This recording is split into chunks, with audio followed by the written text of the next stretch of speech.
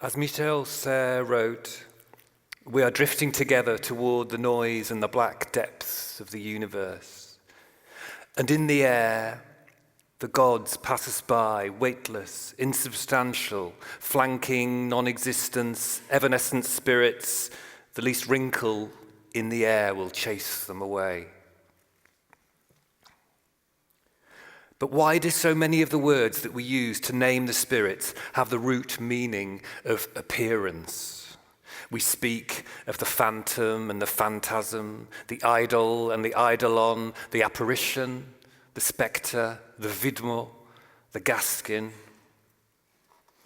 It is as if light were not just the medium through which we see the spirits, but it is that of which the spirits are themselves made. Not the light of knowledge, but the light of intensity, splendor, glory. But the choice of these names for the spirits also suggests that the spirit is its being seen. The apparition is its appearance. And appearance is, in this case at least, reality.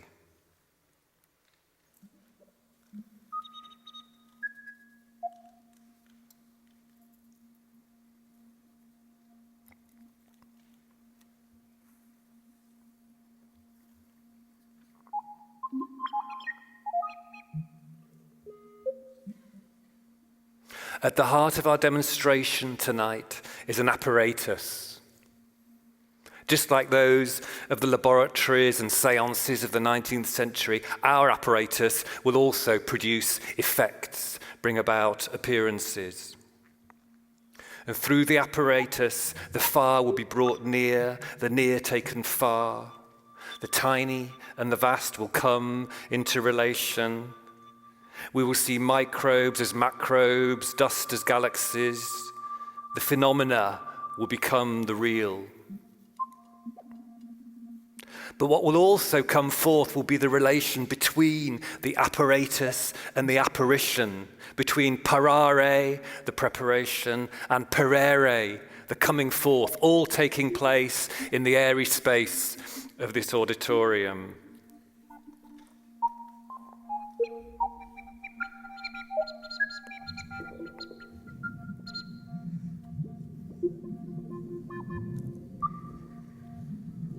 Of what is this air that echoes in this space? What are these drafts and masses that penetrate or mingle with one another? Floating and fleeting associations of gas and dust and vibration that get torn up or entangled as they twist into some high-up vent. The skin and air intermingle, each so near to the other, there is no space between.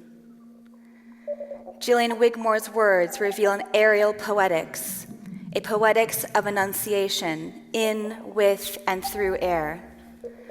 We can further specify tonight's aerial poetics as an Epicurean poetry that does not merely use air as metaphor, but attends to the exact ways in which air flows, permeates, and settles. Hermes charmed the air with his lyre. He charmed the air, and thus he charmed Argos, the being made of eyes, Hera's panopticon, the one of unfailing watchfulness. Hermes tricked Argos to sleep with a poetry that was pure resonance, pure chord, irresistible frequency. And thus, with the fall of Argos, the age of appearance gave way to the epoch of resonance. The age of drama became that of interference patterns, of an airborne and sonic poesis. The poetry of our cosmic epoch is that of Hermes. The ancient Zhuangzi was a poet of the air. He allowed air to permeate his figurations and similes, his metaphors and meters, his turns of phrase, conveying a visceral sense of human permeability and impermanence. He allowed wind to whistle through his lines. Fog condensed and blurred their meaning. Curtains of mist descended down the page. The poetry of our cosmic epoch is also that of Zhuangzi. To be an aerial poet is thus to sing air's movement. It is to attune to the forces of air as they fold and shape forms of life. It is to fill the mouth and the pen with the texture of air. It is having the courage to present, rather than represent, the relation between the body and the air.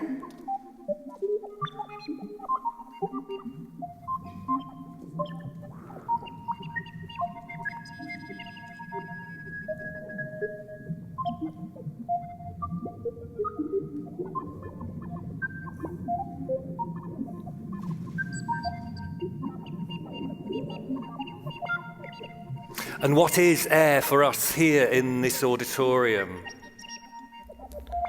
An auditorium is the place where something is to be heard.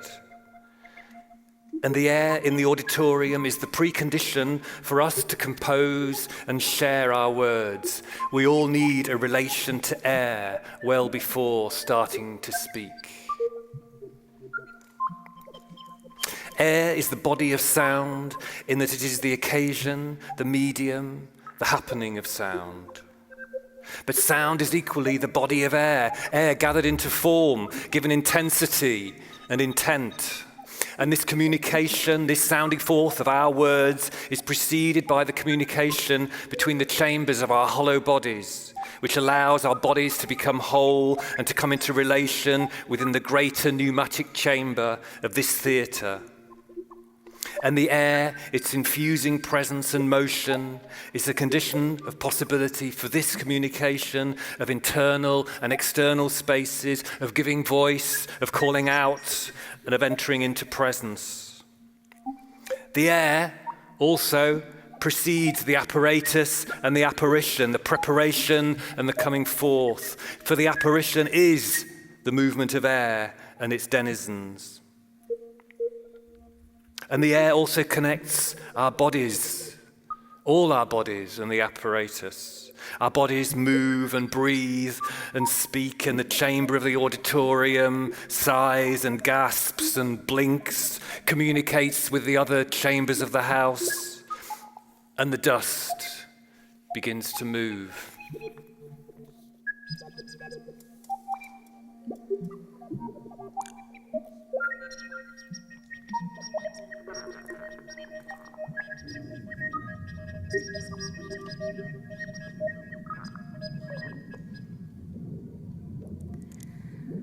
Enveloped in the Earth's atmosphere, we are not closed but open to cosmic materials and energies. We are alive to the cosmic dust that was produced when stars die, that streams into our solar system and falls onto our planet.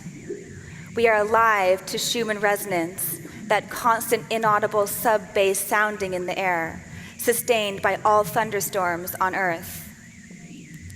Today, we think of the air and dust and light as separate things. We put in separate boxes the gaseous atmosphere and its suspended particles and the radiation that passes through. But for the ancients, spirit and air and clouds and light were not so clearly separated. The Greeks distinguished three airs, the airs of the upper world, the middle, and the lower, and approached them as protogenoi, as ancient, dimly perceived deities of air and mists and light and dark. Aether was the deity of the mist of light, the shining upper air of the blue sky, the real source of day. Erebos was the deity of the mist of darkness that shrouds the underworld where the dead reside. And in between was their mother, the firstborn chaos, the mist without color that creatures like us breathe, that gives us life and that joins us in speech. And there are other spirits, other entities shimmering in the air. These are other apparitions and messengers.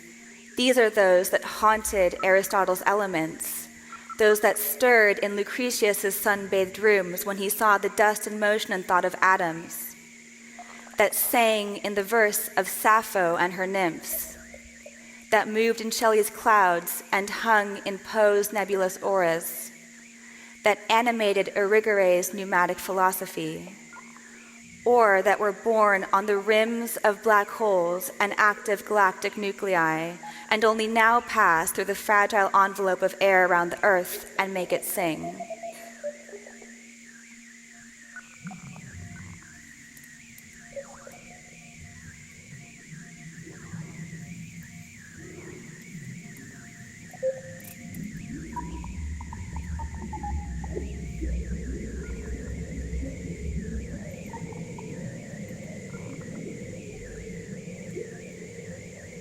In the apparition, we see the presence of other protogonoi, other ancient beings flanking non-existence, beings that belong to the machinic phylum of discrete patterns of motion and self-organization that have reproduced themselves over and again, incarnating in diverse substrates, living and non-living, from galactic clusters to the movement of tectonic plates and even the operation of markets.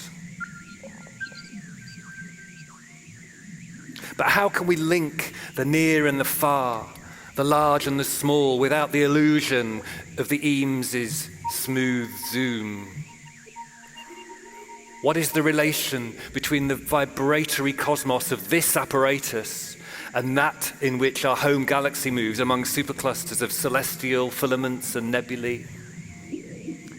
Can we really consider a particle of dust and a cosmological entity in the same web of relations, a web that does not produce hierarchies of space or scale, but proximity and synthesis?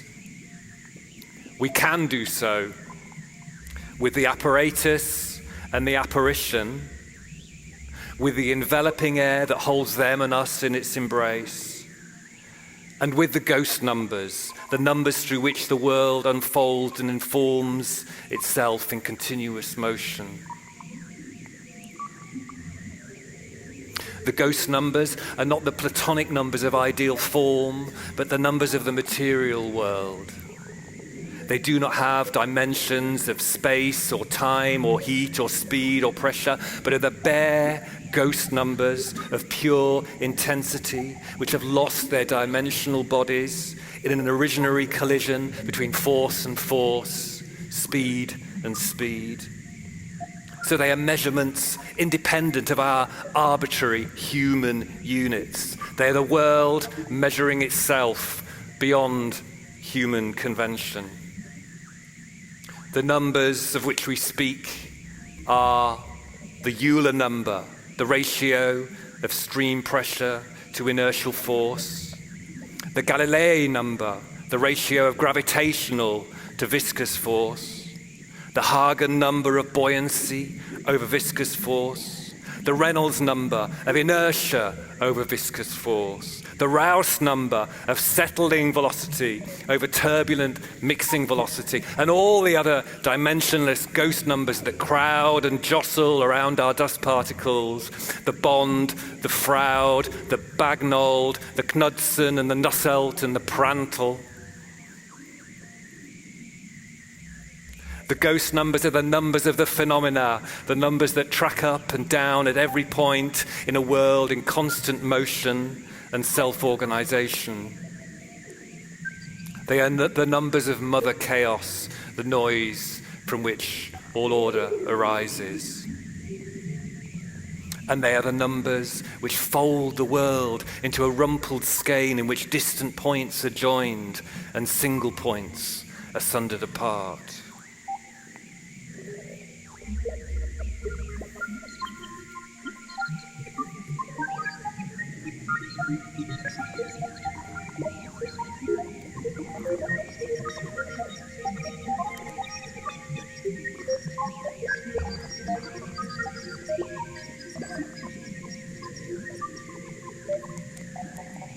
Fiat lux, let there be light. The sun lamp is our lamp sun, but whereas for Jules Supervielle, the lamp sun was resting over a kitchen table, making a whole world within a single room, here it is suspended in the apparatus, in the auditorium, as a preparing for the apparition. Fiant luminaria, let there be lights. The light from our lamp sun transfigures the dust into glowing astral orbs, moving in the firmament of heaven. The lux in its originary splendor generously cascades its excess of being into the lumen of diffracted light. And the lamp sun also sets its secondary orbs into motion through the constant gift of energy, of heat. In this perpetual dawn, suspended, excluded, shut out from the holding of the fourfold, with no surface of the earth warmed by the sun where presencing can take place, there's a constant breeze towards the light, like a dawn breeze, but not from sun-warmed land to night-cold sea, but coming in from the cold spaces of the auditorium in order to fill the space left by the heated and rising air around our lamp sun. And in this perpetual north wind, the dust marches towards the light, following the physics of Mars of ordered, parallel, laminar flight. But across the space of the apparatus and space of the apparition, the ghost numbers chant up and down. Around the transfigured dust particles, the balances of forces that only the ghost numbers can comprehend, they shift and bicker.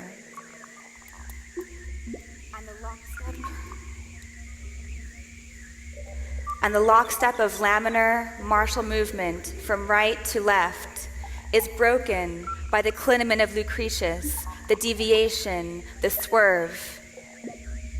The solar despot of our Olympian lamp can never fully rule, never prevent the generative power of dissipation and the tumult of the wider auditorium. And as the eddies form and cascade down in scale, lowly aerial spirits known to the Greeks may presence themselves to our eyes and then to our ears in the auditorium one by one. The anemoi, the ori, the harpii, and the daimones, the abrupt shifts in the atmosphere that we feel as unbidden affect, as hope, dread, sorrow, or joy.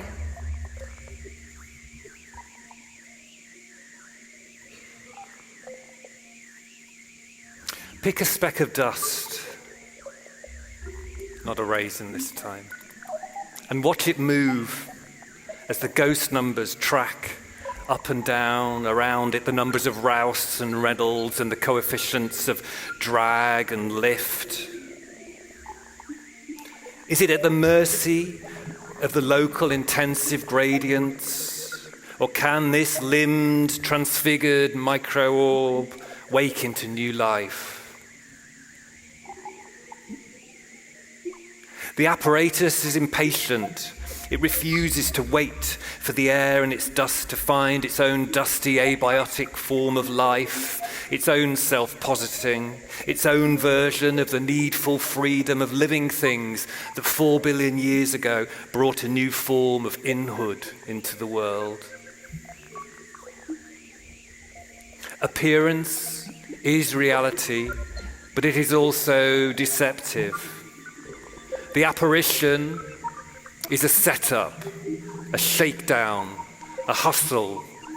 The apparition has been prepared in the apparatus. But the victims are not you, dear friends. It is the dust that has been tricked by the apparatus, tricked tonight into a form of life and freedom and choice that it has not chosen. So let us spell out the steps in the functioning of the apparatus, although wherever we start can only be an arbitrary cut in a self-propelling loop. 1, the dust and its trajectory through the light beam becomes an apparition on the screen. 2, the apparition is given a voice, is made to whisper. 3, the whisper is amplified to a roar, and the roar shakes the air around the light beam like a spiritualist table. 4, the air shakes the dust that is born by the air. which changes the trajectory on the screen, and so on, round and round and round. And because of the apparatus, as the dust moves, it starts to move itself. And here is the next twist. If we can tune the apparatus and the apparition to the border zone between stasis and chaos, if we can tune it with our algorithms and dials and sliders, with our hands and with the presence of all our bodies and our heat and our breathing and our giving voice, if we can tune the whole auditorium, the whole HKV and its communicating chambers, if we can perturb and disturb in the right way, the turba can become turbo, the linear physics of Mars become the voluptuous physics of Venus.